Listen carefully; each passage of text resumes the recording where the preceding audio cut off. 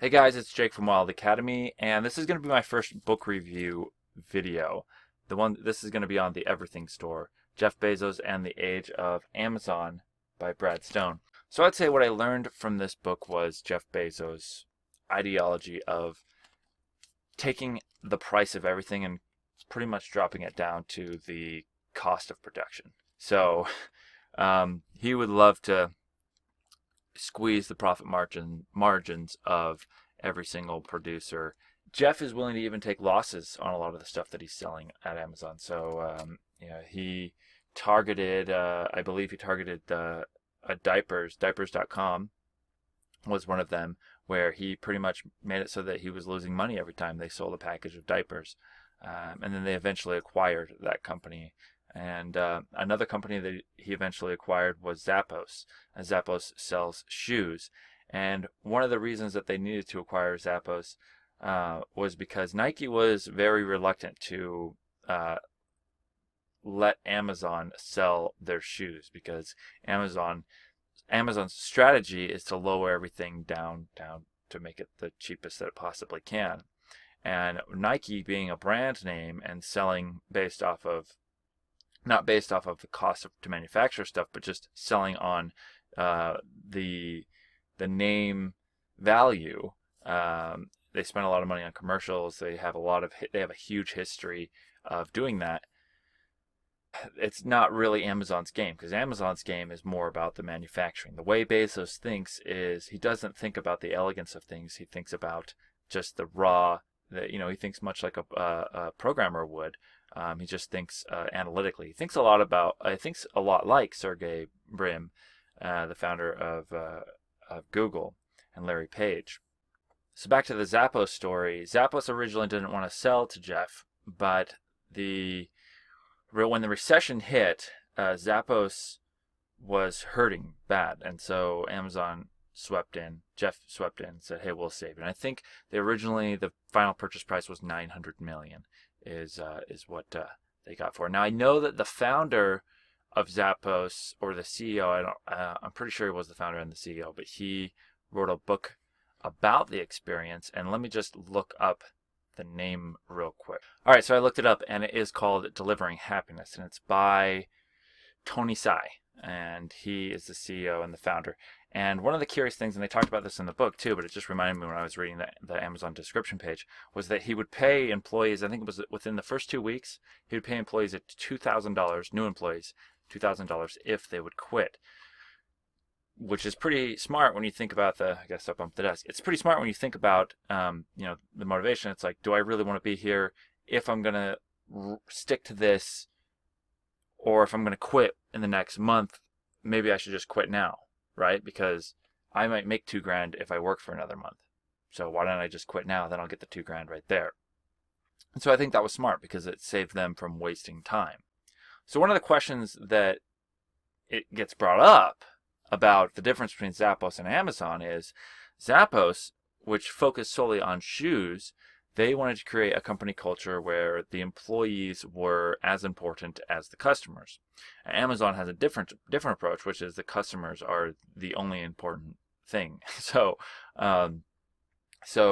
what happens is you wonder, like, why is it that the company who cared more about the customers than they did their employees, why is it that they ended up being able to acquire the company that cared more about the culture and the people and the employees? And so I think that's interesting. And I'm actually curious. I think I'm going to read Tony Hsieh's book and kind of take his insight, because I would suspect that he would talk about the acquisition by Amazon, because originally I know that they weren't interested in being acquired. When you have a CEO of a company that has as much control as Jeff does, and similar to Mark Zuckerberg, you end up getting very interesting companies where you would think, okay, isn't the goal of a company is just make as much profit as they can year over year? Let's make more profit. Well, not really. Bezos' goal is to make a 100-year company. It's not to make a ton of profits for the shareholders. One of the reasons I admire Jeff and Amazon is their ability to create leverage.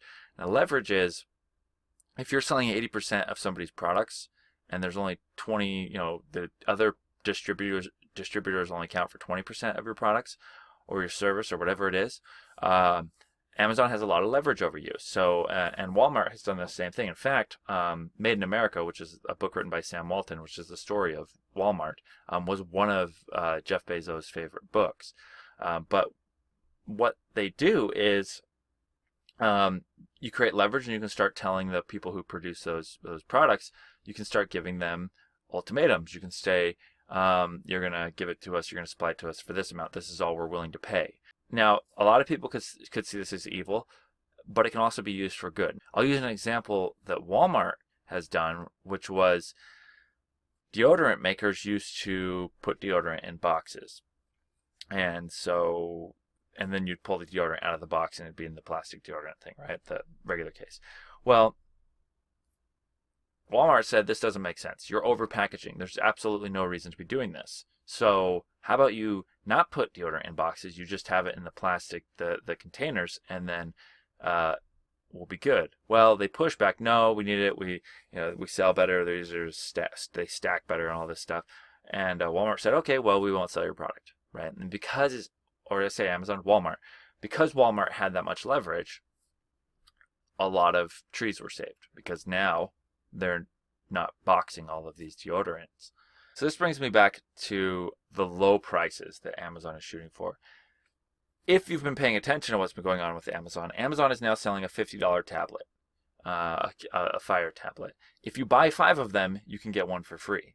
I also have this program called Underground. It's an app store. It's a gaming store with games in it, and all the games are free. And if you know what Kindle Unlimited is, that's $10. You pay $10 a month for unlimited reading. Well, with not Kindle Underground, but with Underground, the game store on the tablets, all the games will be 100% free. There's no pay to play either. So developers will be paid from Amazon based off of how long the time spent inside of a game. Now, I think this is good because I think that the attention metric it's the metric that YouTube uses to say whether or not a video is relevant to a specific topic. Because if you make a 30-second video, it's like, well, that can get 1 million views, but how valuable is that video if it's only 30 seconds long, right? If you make a 10-minute video and people only watch it for 5 seconds, then clearly that is not what it's about. Now, if you make a 10-minute video and it averages 8 minutes, then that video, clearly, whatever it's about, is premium. Okay, so this is what they do with Kindle Unlimited, and I think this is what they're going to do with Kindle ranking in general, with ebook rankings in general. And I've said this not millions of times, because clearly that would be impossible, but I've said this at least half a dozen times on other author forums. I said, start treating your books as though they are not paper books, your ebooks. Treat them as web pages. How do web pages rank? They don't, they refer to backlinking and who's linking to that, but also your bounce rate matters. If somebody goes into your site and jumps out, your ranking is going to go down. The longer amount of time they spend on that page, the more valuable that page is. So I say, if you're writing a 1,000-page book and you average 900 pages, meaning an aggregate of 1,000 people, they've read 900 pages of that, then that book is clearly better than some other 1,000-page book that only gets read to 20 pages on average. Now, this shows that Amazon is not solely focused on profit. In fact, Amazon is focused on optimization. The 2-day shipping that they have, they want to reduce it to 1-day shipping. Then they want to reduce. Interesting insight. Costco, founder of Costco, bought a Kindle and actually wrote a review on the Kindle because his first Kindle that he got was having problems. So Jeff personally emailed him and said, "I will now be your Kindle your guide, right? Your customer service." So I thought that was interesting. They sent him a new one, but he ended up meeting him and meeting the founder of the CEO of Costco, Jeff did, and found out about Costco memberships, where people pay $100 or I don't know what it is now, maybe $70 or something like that, to be able to shop at Costco. Now, they'll make a ton of savings on the food, but in reality is because they have a Costco membership, they feel like they should shop at Costco because they don't want to lose the $70 or whatever they paid for the membership. So it's like, I feel obligated to shop at Costco, right? Um, and the same thing, that motivation actually works better for Amazon. You pay $100 a year, and you're like, wow, I paid $100. Amazon has 2-day shipping because of it, so I already have a benefit to free 2-day shipping. I already get that benefit. Plus, on top of it, I should use my $100. So one of the interesting things that I read in this book that I had to share, because I totally don't buy into this argument, but Jeff said about Steve Jobs, he's when he was talking about AWS, which was the Amazon Web Services, this absolutely incredible when they first started building it out and rolling it out. He said that he didn't want to make the same mistake that Steve Jobs made with the iPhone. And here was the mistake. He didn't want to make AWS so profitable that it attracted outside competition. So that was the mistake Steve Jobs made. The iPhone was too profitable. Therefore, it brought in a lot of competition. I mean, I just, I don't know. I think that companies exist to make profit, and so I just thought that was really interesting. And it's not like it's not like Apple's hurting from the competition really all that much. So it was a funny thing that I read in there. But that pretty much shows that, I mean, they're, with their Amazon Echo that they release and their Kindle Voyage, well, I think that's interesting. Like, why is the Kindle Voyage $200 if you're not interested in making profit? Like, I know that it's not $200 worth of hardware and IP. So, anyways, I don't know, maybe investor pressure, but I just had to share that little line in there from you. So, I'm going to say 3 stars. I want to say 3.5 stars. I know that I kind of ramble a little bit here. So here's what I'm doing differently for the next book review. If this one wasn't succinct enough, because if I'm going to keep making these, I want to make these reviews a lot more succinct, and I want you to learn as much as possible from them. I've been reading more books. Now, the one that I'm reading right now, well, I'm reading 2, but this is the one that I'm reading. This will probably be, it's called 0 to 1. It's by Peter Thiel, and he is the founder of PayPal, right? And Elon Musk was the founder of X.com, which then merged later with PayPal, merged with PayPal later on. Now, I'll share an interesting thing in this. This is funny. One of the PayPal employees, when they were in like really big competition with X.com, they were working like 100 hours a week, the employees at PayPal, to try and take out X.com. One of the employees to a meeting, he brought in plans for a bomb. Like, he said, okay, here's how we're going to defeat our competition. Like a bomb, like a real bomb, to blow up the offices, because they were like 4 blocks away from each other.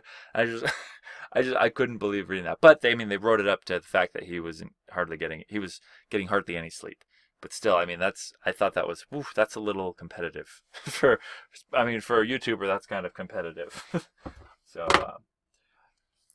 anyhow, check out that review later. So what I'm doing with that book, and what I didn't do with this book I wish I had started doing with this book, was take notes as I'm reading. So every single chapter that I'm reading now with that book, I am taking notes. And there's another book I'm reading, I'll do a review on that too. It's called The Hot Zone. It's absolutely amazing. So if you're interested in these types of book reviews, stick around. I'm going to do like a colored bar on the thumbnail that'll be a different color from everything else. That'll just be me doing a book review. The next one, my name is Jake from Wild Academy, and again, I'm going to be working on a programming tutorial tonight, and I'm just going to keep uploading those programming tutorials and doing these little book reviews. So I hope you enjoy them, and I will see you next time. Peace.